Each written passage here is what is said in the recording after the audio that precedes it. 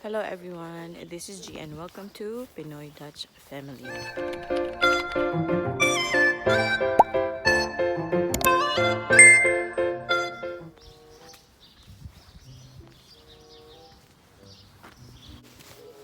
Good morning.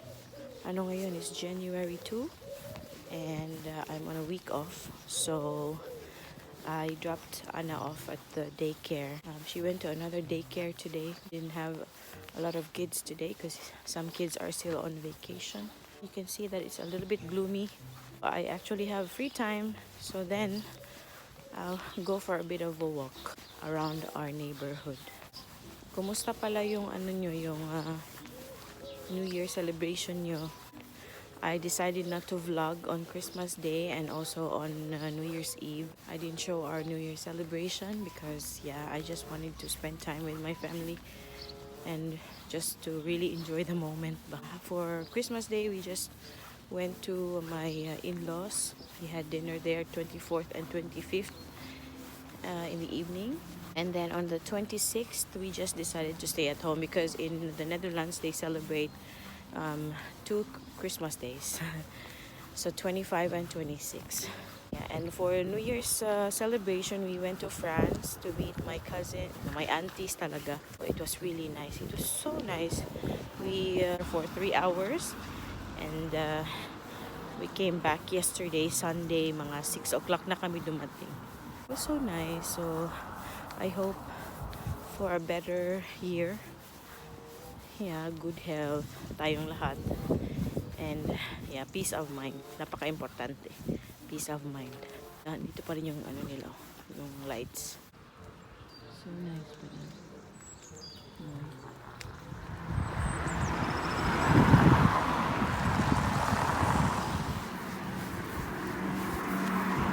So, open na pala ngayon yung Action, yung store na malapit sa amin. So, doon ako magtambay ng mga 20 minutes, ganon. But it's open at 9 o'clock, pero apparently open na pala siya. So, we'll walk there. 5 minutes away from home lang naman siya. So, ako na ang walang ligo pa din.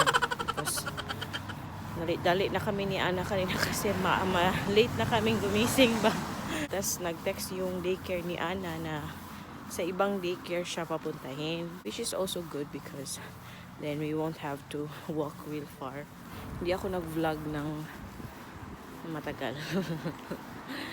Pero marami akong videos na nakatambak, so I can still upload. Nandito na tayo, guys. So yan. May dito. Pets Place. Tindahan. And then Action is just right there. Pasok tayo.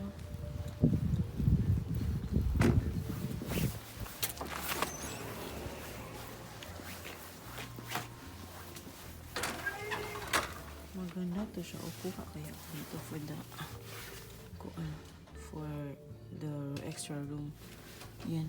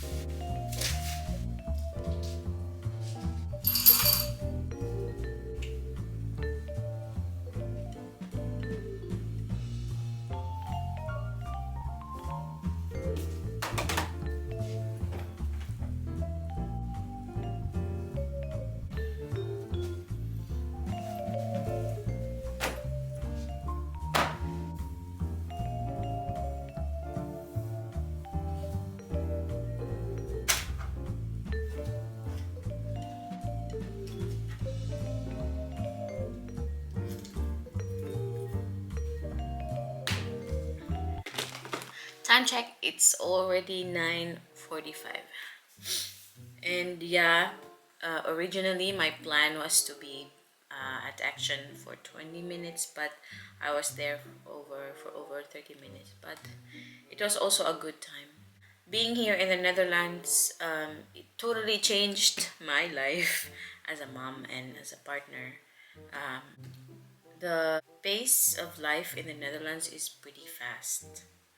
Yeah, it's pretty fast. And if hindi ka makakasabay, mahihirapan ka talaga. Although at first it was a little bit difficult for me, but now medyo nakaka-adjust na po. So just like when you're at the shop, normally if I were in the Philippines, I would just take my time, and not worry about anything else. Just really chill and window shop, stuff like that. If I really need to buy something, then I would just take my time. Unless I have another appointment, then I would rush a little bit. But here in the Netherlands, everybody seems to be in a hurry all the time. So parang in a way or naturally, parang nagiging ganyan din yung tao, nagiging ganyan din tayo. So I don't know with other people, but in my case, yun, pag nasa shop ako and I thought, oh, I'm gonna be here for 20 to 30 minutes, then yun talaga, 20 to 30 minutes. And although now that I have a week off, I feel like I still have to do so many things. Yeah, of course, I have many things in mind that I plan to do. Yeah, parang nasa back of my mind is always like, you have to do it already, you have to do it already. So there's a feeling na palaging, you're in a rush. So that's one thing that changed sa akin. Being here for over 2 years now. But anyway, enough of the chika. I'm gonna show you what I got from Action.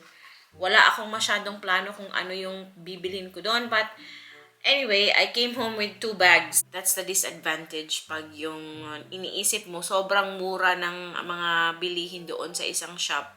So, at the back of my head, I always think, yeah, everything is cheaper compared to other stuff in other shops. So, you're likely to end up buying a lot of stuff. So, yan, of course, yung mga pambabae, yan, ganyan. I also got this one, toilet wipes for kids because we've been trying to potty train Anna.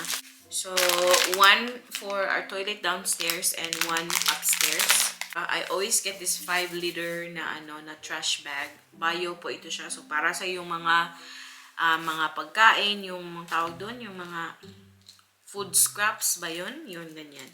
So, yung hindi naman maramihan, yung mga lang, food waste ba, ganyan. And ito, I got this one for upstairs. And I got 2 bamboo baskets for the bathroom. So, normally ako at si Ana yung maraming abubot doon sa toilet. I got other organizers as well. Ito siya.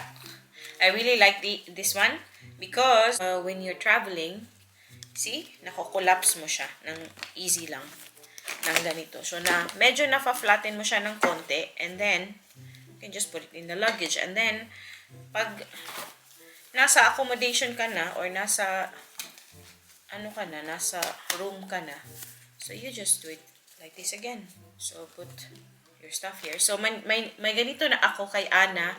So, when we travel, I put all her stuff here, like yung diaper, kasi nagda-diaper siya as of now. And her shampoo, her lotion, yung toiletries niya, ganyan. So, dito lahat. So, para pag hinanap ni Ruth or ako, madali lang ba? Kasi, it's much more challenging pag may kasama tayong bata. So, I got these for Anna's socks. And also, sa bahay lang. Kasi mayroon na naman kami for travel for Anna. And this one is for Anna's underwear. Ito siya. And same sa akin. So, meron akong pang underwear. Meron din akong pang socks din. Kasi meron na akong container para sa naman yung mga natin, mga bra, ganyan. Also got this for our toilet. I also have this one. Ano po ito siya? Pwede siyang i-flush.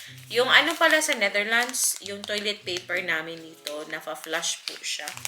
Unlike sa Pilipinas, no, hindi siya pwedeng ma-flush. So, yung pag gumagamit ka ng tissue, yun, andun lahat sa basurahan. But this one, Also, flushable to siya. So, ideal pag nagta-travel.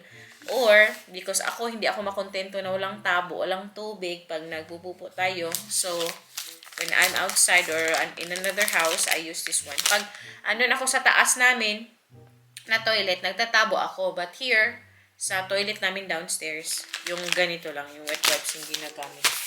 Okay na. This one, ilalagay ko siya sa aking makeup table.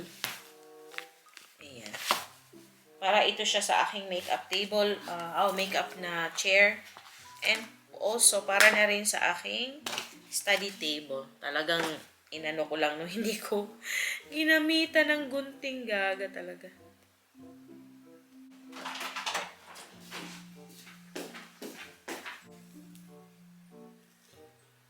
So, I have to finish this one in an hour. So, maglinis-linis tayo ng konti sa bahay. Kasi yun naman talaga yung natin ng mga nanay. So, Mother's Day off is not really a day off. We don't have a day off. Truth be told. We don't take days off unless, lalabas ka talaga and you go on vacation. Which I think rarely happens to moms, especially those who are moms of toddlers or babies pa. Kasi yung hindi ko din kaya. So, ito siya. I'll just put it like this sa aking seat because black kasi yung aking seat sa makeup makeup room. And then sa sa aking study table. Ito para sa namin, para sa toilet namin, para hindi siya masyadong malamig ba. Sobrang lamig pag ganun ko sa sa tiles sa CR, ang lamig-lamig, and mas comfortable siya. Gusto ko talaga. I'm not sure if you're like that, but para sa akin comfort yung parang pag comfortable yung aking paa, yun din, comfortable din sa aking lahat. Yan, bumili na ako ng bagong apron para madali ko nang malabhan yung aking apron. So, if you've seen my vlogs, nagluluto ako, isang apron lang talaga ang gamit ko. So, this one, yun, maganda yung kulay niya. I've been really, really wanting to get a new apron for a long time now. So, this one is adjustable. So, obvious ba na ganitong kulay talaga ang paborito ko? This is my favorite color. So, ito siya. Adjustable siya sa maganda naman. Yan, I also bought socks for myself, yung mahahaba kasi malamig na po. And I bought this one for Anna. Na siya, food set na siya. Basta ang cute-cute. Kasi, if you notice, may kitchen set na po si Anna dito sa aming living room. Yung sa play area niya. So, gusto kong bumili ng mga pagkain naman para talagang magluto-luto siya doon. Kunyari ba? I'm so excited for Anna to see it. And also, ito din. Same din siya. Pero ito siya, siya ba? Parang magsa-slice-slice. Yeah. Kunyari siya doon. So, I'm really excited because Anna seems to like it when I cook. So, every time I'm cooking, she would always come here in the kitchen and she would always want me to let her help me out. So, yun. Nagsistir-stir siya. Ganon. So, ito pa. Para sa room ko. Room namin. Or extra room. And this one is for Anna again. And lastly, ito siya yung bamboo na Ayan. Sugkay. Ayan, ito siya. Kasi yung sa akin ngayon, medyo na siya ba? Luma na talaga. So, ito sa akin. So, yeah, yun. Masaya. Masaya ang pasok ng 2023. So, yun lang po. And then, later, ipakita ko ng konti yung reaction ni Anna pag nakita niya ito, kanyang toy. So, I'm gonna display it there. And what I'm gonna do, I'll clean up upstairs sa aming rooms since I'm alone in the house. So, I have all the time. No, not all the time because they will be here soon in 2 or 3 hours like that. So, I can take my time. I can take my time Yun. Hindi ako magmamadali na linisin yun kasi andito, wala sila dito. So yun, I'm gonna clean upstairs and study tayo kasi may klase po ako mamaya. Hello. Pick upin ko na si Ana.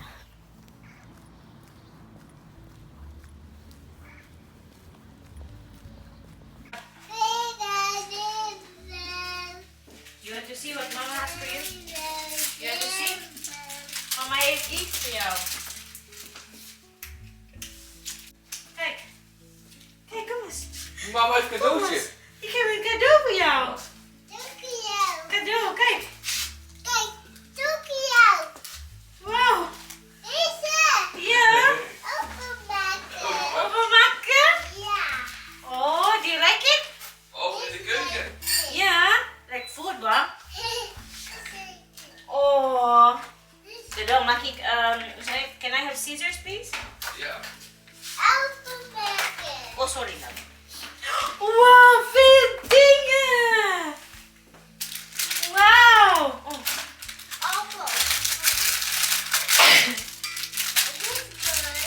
Is mooi? Oh, papa, kijk papa! Wait, watch out for Papa bacon. komt eraan. Veel dingen! Oh. Wow! What's that?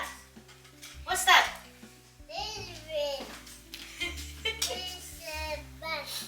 Is a banana? Hey, is it mice? Nice mice. Anna, banaan maken. Is Kijk. ba? Is groene appel. Anna. Groene appel. Anna, banaan koken. Oh. She wants to see the other one. Oh, she likes it. Do you like it? Anna, do you like it? Hello. Is leuk. Is it mooi. leuk? Is leuk?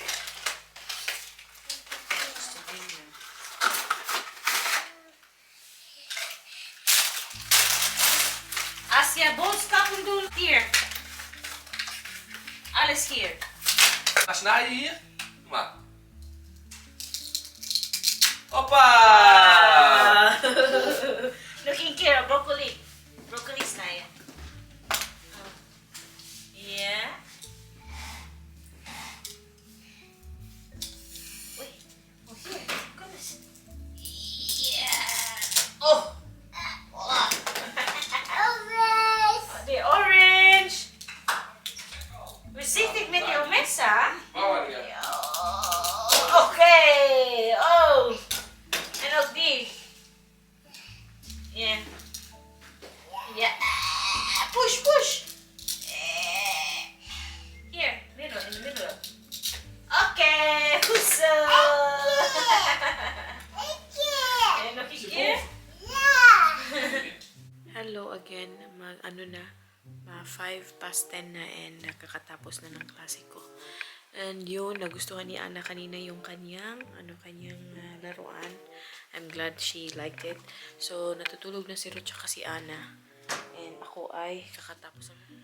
So, 5:10 na po. Uy. And kakatapos na ng aking klase, nakaganito ako kasi kaka-half bath ko lang. Tapos malamig, nakapantulog na ako. Since malamig, so magpalaban tag-robe. So, yun kanina, nagustuhan naman ni Ana yung kanyang laruan. So, I'm glad she liked it. So, kasi andito yung may kitchen set na kasi siya. So, gusto kong siya, yung mga laruan na mga pagkain, ganun. So, yun yung kinuha ko. So, nagustuhan naman niya. So, yun yung talagang pinaglaruan niya the whole day. And ako ay magre-relax. Mag-i-edit po ako and then mag-relax kasi nakakapagod ang araw na ito.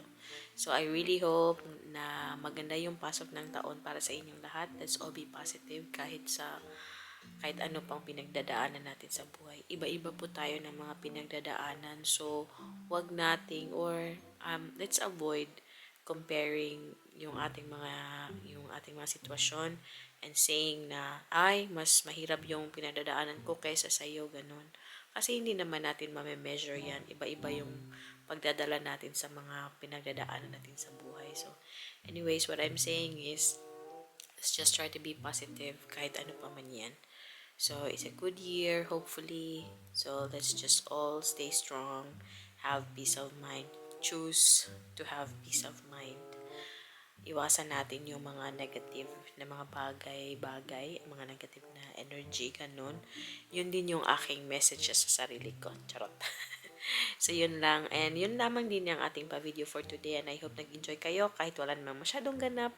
So, Happy New Year everyone. And yeah, kita-kita na naman tayo sa susunod naming video.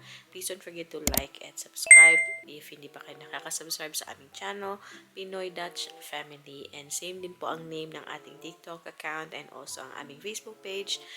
Duy! Maraming salamat. Mush mush babush!